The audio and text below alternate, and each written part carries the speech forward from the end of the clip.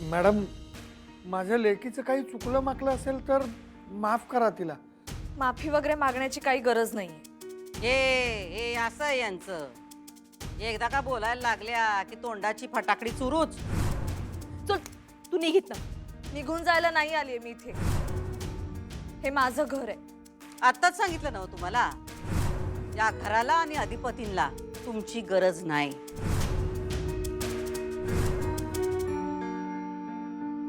ते तुम्ही नका ठरवू मॅडम. मग कोण ठरवणार? हा, इतके दिवस तुम्ही या घरात राहिला, तुम्हाला कळलं नाही? या घरात सगळ्या गोष्टी आम्हीच ठरवतो. अहो मॅडम, तुम्ही काही देव नाही आहात. पण देवी तर आहोत.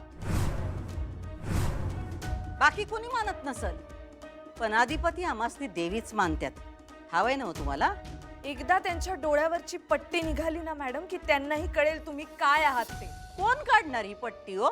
मी.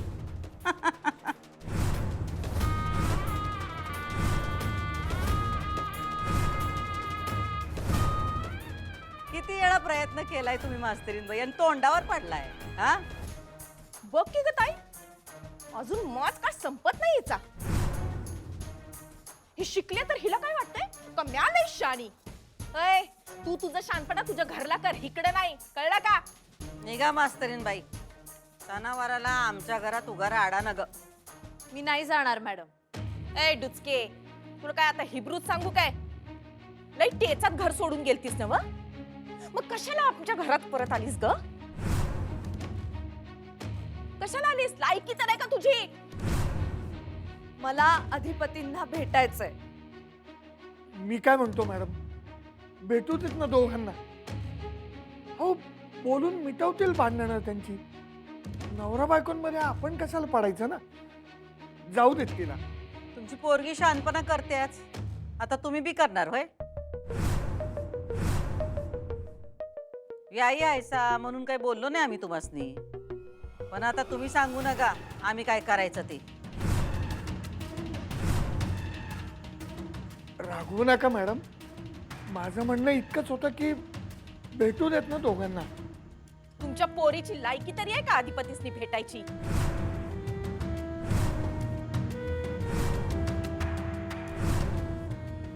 लग्नाची बायको आहे अधिपतीची, आणि त्यांना भेटण्यापासून मला कुणीही अडवू शकत नाही.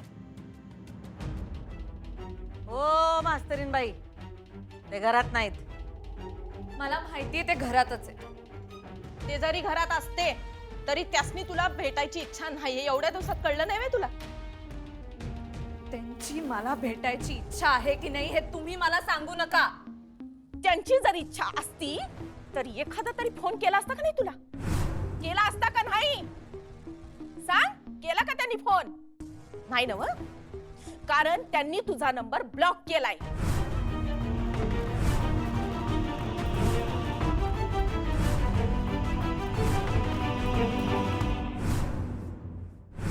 नाही, काहीतरी गैरसमज झाला असणार तुमचा. त्यांनी सांगितलं असेल काहीतरी वेगळ्या अर्थानं, की तुमच्या समजण्यात काहीतरी फॉल्ट झाला असणार. कारण कसं आहे बघा, आमचं शिक्षण आहेच कमी, मान्य करतोयच की आम्ही, जग जाहीर आहे. पण मास्तरीनबाईंची अशी इच्छा होती की आम्ही शिकावं. त्यांनी आम्हाला सांगितलं होतं आणि त्या हिशोबाने आम्ही शिकत बी होतो. आणि त्या गोष्टीमुळे त्या खुश बी होत्या. उलट मला म्हणायच्या तुम्ही ग्रॅज्युएशन करा आणि शिका पुढं अधिपतीच्या. खुश होत्या खरंच. अहो जिजू, ताई तिच्या सगळ्याच विद्यार्थ्यांना असंच सांगते. हां, ते अहो पण कसं आहे, विद्यार्थी वेगळं आणि नवरा वेगळा. त्यांचं आमच्यावर प्रेम होतं. मी काही विद्यार्थी नाही ना, फक्त नवरा बी आहे त्यांचा. कसं सांगू तुम्हाला, प्रेम वगैरे सगळं दिखावा आहे. नाही म्हणजे माझी सख्खी बहीण आहे असं मी खरंच बोलू नये, पण काय ना, तुमच्याकडे बघून मला खूप वाईट वाटतं. म्हणून तुम्हाला मी हे सगळं सांगितलं. जिजू, खरंच सांगते, तुम्ही मला मोठ्या भावासारखे आहात. तो मदन आल्यापासून ना, ताई फक्त मदन मदन एवढंच करतेय. तुमचा तिला डिस्टर्बन्स होऊ नये म्हणून तिने तुम्हाला फोनवरून ब्लॉक सुद्धा केलंय. कोण वागतं आपल्या नवऱ्याशी असं? जिजू, अहो माझंही लग्न झालंय. मला माझ्या नवऱ्याची किंमत आहे. म्हणजे आमच्या दोघांमध्ये छोट्या मोठ्या कुरकुरी होतात, नाही असं नाही, पण मी कधीच ताणत नाही. मला माहिती आहे माझ्या इगोपेक्षा माझा नवरा, त्याचं घर महत्वाचं आहे.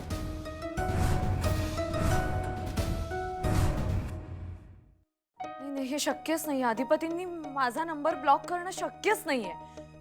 उगाच उगाच काहीतरी सांगू नका तुम्ही मला. काय पण कशाला सांगू ग? जे हाय तेच सांगायले म्या. तू जेव्हा एक घर सोडून गेलीस का नाही, तवा तवा अधिपती मला म्हणले, बरं झालं डोसक्याचा ताप निघून गेला. सारखं आपल्या शिक्षणाची टिमकी वाजवत होत्या. असं बोला तसं बोला, सारखं अभ्यास अभ्यास अभ्यास. आणि काय ग शिक्षणाची बुनबुन बुनबुन. आता हे काय वय आहे का शिक्षणाचं? उगाच लोकांसमोर हसं करत होती ही बाई. ते म्हणले का आता त्या गेल्या नव घरला त्यांच्या, मग शिक्षण बी गेलं उडत. त्यांनी काय केलं माहितीये? त्यांनी त्यांची वह्या पुस्तकं फेकून दिली. फेकून.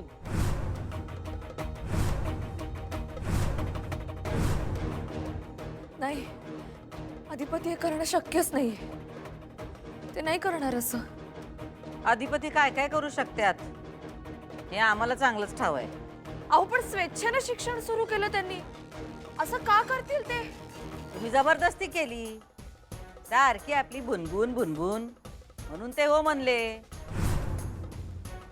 आणि ते शिकले नाहीत, शिकण्याचं नाटक केलं. त्यांना असं वाटलं की 4 दिवस तुमची नाटकं चालतील, नात्याची नवलाई असते नाही का, म्हणून ते हो म्हणले. पण पुढे जाऊन त्यांच्या लक्षात आलं ना त्यांना शिक्षण पाहिजे ना शिकवणारी. भुवनेश्वरी मॅडम प्लीज असं नका ना बोलू. आमच्या बोलण्यानं काय होतंय हो? अधिपती बोलू शकत नाहीत मास्तरीनबाईं पुढं, त्यामुळे आमच्याकडं मन मोकळं करतात ते. मला नाही वाटत असं. तुला अजून कळलं नाही का ग मास्तरने? काय नाही कळलं? हेच की त्यांच्यासाठी कोण महत्वाचं आहे ते. तुम्ही घरात राहिला नाही यानं त्यांना काय बी फरक पडला नाही, पण त्यांनी आम्हाला घराबाहेर जाऊ दिलं नाही. यातच समजा आलं नाही का? माणूस काय बोलतो त्याच्यापेक्षा माणूस काय वागतो याच्यावरनं सगळं समजून घ्यावं. हे तुम्हाला अजून बी कळलं नसेल मास्तरीनबाई, तर येडी म्हणावं लागलं हो तुम्हाला.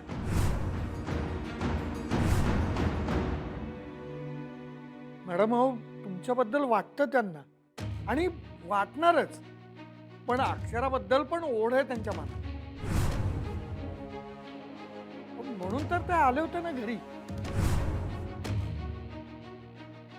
भेटायचं होतं अक्षराला त्यांना.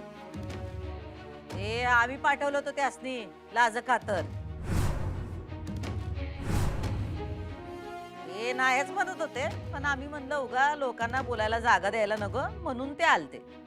पण आम्हासनी सांगा, भेटले का यांना? फोन केला का यांना?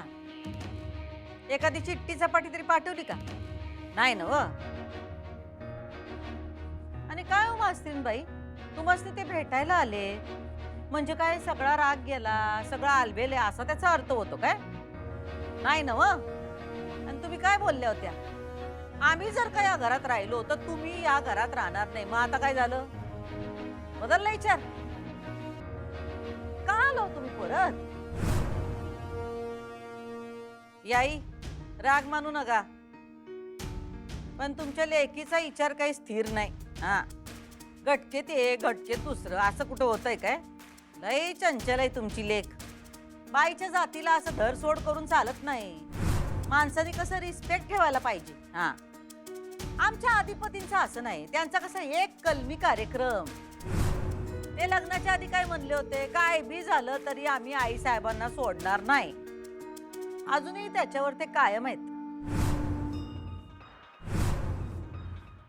पण मास्तरीनबाई तुमचं कसं आहे, कधी असं तर कधी तसं. आमच्या अधिपतीनं असं वागून चालत नाही. आता ते तुमच्यामुळं काही बोलत नाहीत, बोलणार पण नाहीत. काय त्यांचा स्वभाव नाही तसा. सुरुवातीला लई सहन केलं त्यांनी, पण काय हळूहळू त्यासनी तुमचं खरं रूप कळायला लागलं. जेवढ्या साध्या भोळ्या वाटत्या का नाही तुम्ही, तसं तुम्ही नाही. त्यांचं पण मन उडालो की हो. आम्ही नग म्हणत असताना त्यांनी तुमच्याशी लग्न केलं का नाही? मग आता बायको चांगली नाही कोणत्या तोंडाने सांगणार होते आमासनी? पण पोरी, तू आता त्यांचा अंत बघू नगस. आमचा पोरगा जुळलं तर सूत, नाही तर भूत आहे.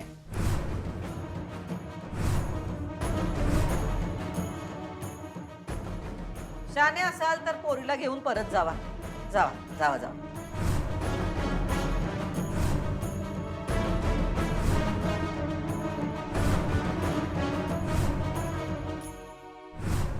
ताई इथे माहेरी आली आहे आणि तिला तुमच्या घरी यायची अजिबात इच्छा नाहीये. ठरलंय तिचं.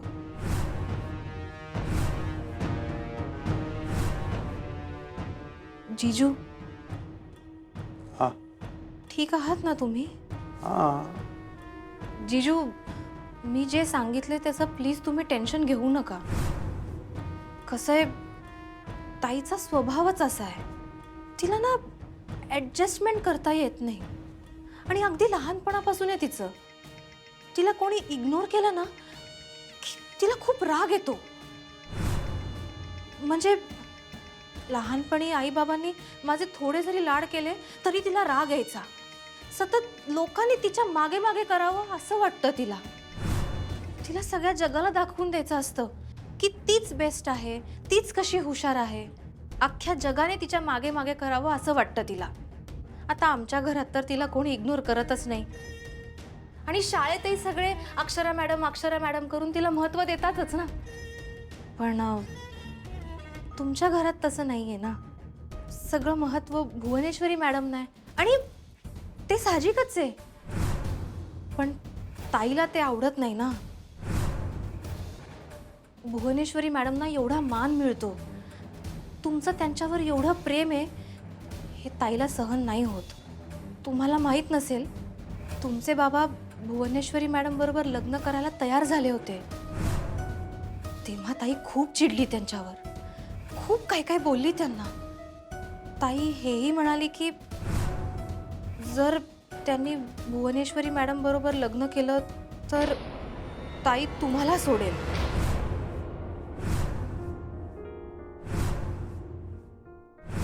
इथे कारस्थान चालू आहे अधिपती. अक्षरा, काय होतंय? यांना ओळखले, मला सगळं कळलंय अधिपती. या भुवनेश्वरी मॅडमच आहेत. मला सत्ता हवी होती ना, म्हणून तर तुम्ही बाबांशी लग्न करताय. तुम्हाला आता बाबांना नमवायचंय, त्यांना झुकवायचंय. लोकांच्या घरात घुसून खोटं बोलून बळजबरीनं लग्न पत्रात पाडून घेणं हे शोभतं का सुसंस्कृत स्त्रियांना? चारुलता म्हणून या घरात आलात तुम्ही, पण आता भुवनेश्वरी म्हणून हातात बेड्या ठोकून थेट तुरुंगात जाल.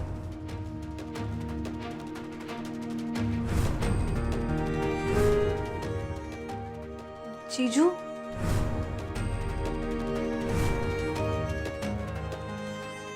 जीजू, काय झालं? काय नाही. तुम्हाला आवडत नाहीये का मी जे बोलतेय ते? नाही नाही आवडत. नाही आवडत. मग ताई जे वागतेय ते आवडतंय तुम्हाला?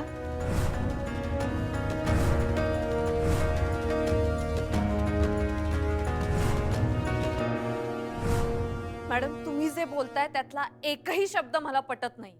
अक्षरा, तू थांब जरा. अहो बाबा, तुम्ही यांच्या बोलण्यावर विश्वास ठेवू नका. असं काही नाहीये, मला माहितीये ना. हेच तू अशी वागतीस का नाही ताई बरोबर, म्हणून तुला अधिपतीने घराबाहेर काढले, कळलं? त्यांनी मला घराबाहेर नाही काढलंय, मी घराबाहेर पडली.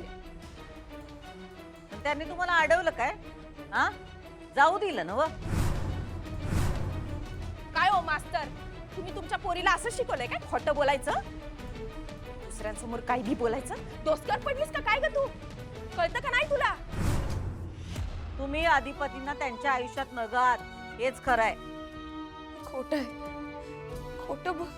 तुम्ही दोघे खोटं बोलताय. खोटं? अगं मला अधिपती म्हणले का मला मास्तरींबाईशी बोलायचंच नाही. नग मला त्यांचे फोन बी नग आणि त्या बी नग, कारण त्यांनी तुझा नंबर ब्लॉक केलाय.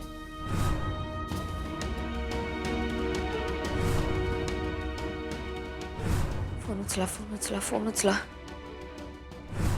हॅलो आजी, अधिपती कुठे आहेत? ते घरी आलेत का? हा अहो मी खूप वेळ झाला फोन करते त्यांना, बिझी लागतोय त्यांचा. अधिपती तुमच्या बरोबर आहेत का हो? नाही का? मी त्यांना खूप वेळ फोन करते, त्यांचा फोन बिझी येतोय आणि मला फोनही नाही करत आहेत ते.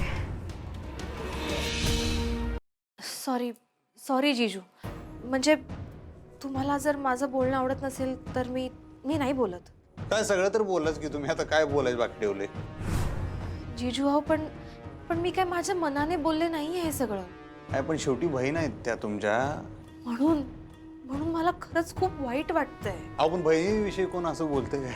तुम्हाला जर माझं म्हणणं खोटं वाटत असेल तर चप्पल घ्या आणि मारा मला. नाही खरं, हे घ्या. खोटं वाटत असेल तर मारा मला चपलीने. अहो काय करताय उगाच तिशे हाड करू नका. काय तर सॉरी म्हणजे अहो जिजू कसं सांगू तुम्हाला, हे सगळं ताईने अवघड करून ठेवलंय. जाऊ दे, आपण हा विषय बंद करूया. मी काहीच बोलत नाही. आणि तुम्ही एवढ्या सणाच्या दिवशी आलात आणि मी हे काय सगळं बोलून बसले. राहू दे, तुम्ही बसा, मी चहा आणते तुमच्यासाठी. हा नाही नको, चहा नको, आता मी येतो. जिजू थांबा, ताईचा निरोप आहे. काय निरोप? कसला? म्हणजे खरं तर मी सांगायला नको होता, पण सांगा, बोला पुढं काय ते बोला. तुम्ही चिडाल माझ्यावर. अहो नाही, बोला. आज जे काय असेल ते ऐकूनच जा तुम्ही बोला. नाही जिजू, जाऊ दे, एवढं काही सिरियस नाहीये, जाऊ दे. कसं सांगू, म्हणजे मी फक्त एक मेसेंजर आहे. मी निरोप पोचवते फक्त. तुम्ही माझ्यावर प्लीज चिडू नका ना. नाही हो, तुम्ही बोला तर बोला. जाऊ दे जिजू, सिरियस नाहीये विषय, जाऊ दे. अहो हे भातुकलीचा खेळ नव्ह, आमच्या संसाराचा प्रश्न आहे. अर्धवट सोडून चालणार नाही. तुम्ही बोला, सांगा तर. ताई या घरात खूप कम्फर्टेबल झाली आहे. तिला तुमच्या घरात परत यायचं नाहीये. असं त्या बोलल्या काय? हां म्हणजे काइंड ऑफ. काय मला बघा, तुम्ही काय ते मराठीत सांगा, हे मला कळणार नाही. काइंड ऑफ काय ते पडदेशी बोला. म्हणजे ताईला तुमच्याशी लग्न करून पश्चाताप झालाय.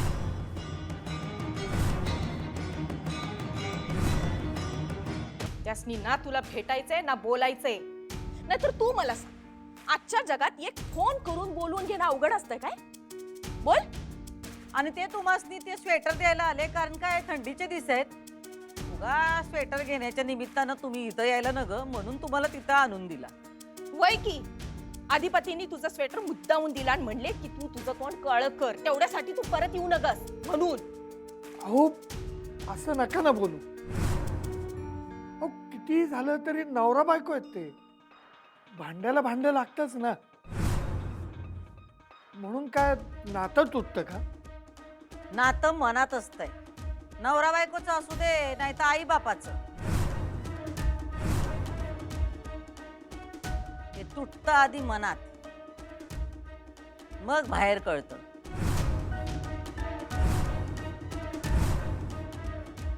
अधिपतींच्या मनात असलेल्या मंदिरातल्या देवीला तू झिडकारलंस, ललकारलंस, तिथंच तुमचं नातं संपलं ग. अधिपती तुला आता स्वीकारणार बी नाहीत आणि माफ बी करणार नाहीत. ओ मास्तर, घेऊन जा तुमच्या नतद्रष्ट पोरीला आणि घाला तिचं लोणचं तिकडं घरला. ए जा ना बाई, कशाला उभी आहेस तू इकडं? जा ना तुझ्या घरला. आमसली न काय तुमची दळभद्री पोरगी. हे अगं जा ना बाई, आता जा ना तुझ्या घरला आणि आमचा पिच्छा सोड. तुझा आणि आमचा आता काय बी संबंध नाही आणि आमच्या पोराचा बी पिच्छा सोड. ओ तुम्ही का खुट्यावानी उभायसा? हा घ्या की तुमच्या पोरीला, जा की घरला. गरीब भिकारडी लोक. दुर्गेश्वरी मॅडम, वाटेल ते बोलू नका.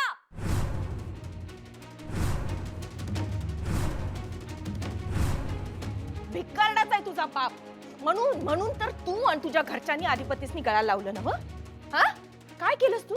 तू स्वतःला किडनॅप करवलंस, मग लगीन मोडलंस आणि मग काय आमच्या अधिपतीला फसविलंस. अगं धोंड आहेस तू, धोंड. जबरदस्तीनं पैसेवाल्याच्या गळ्यात पडलेली धोंड. आमच्या अधिपतीचं मन भरलं आता. हो, या की हिला घरला परत. खबरदार दुर्गेश्वरी मॅडम, माझ्या मुलीबद्दल एक शब्दही बोलू नका, नाहीतर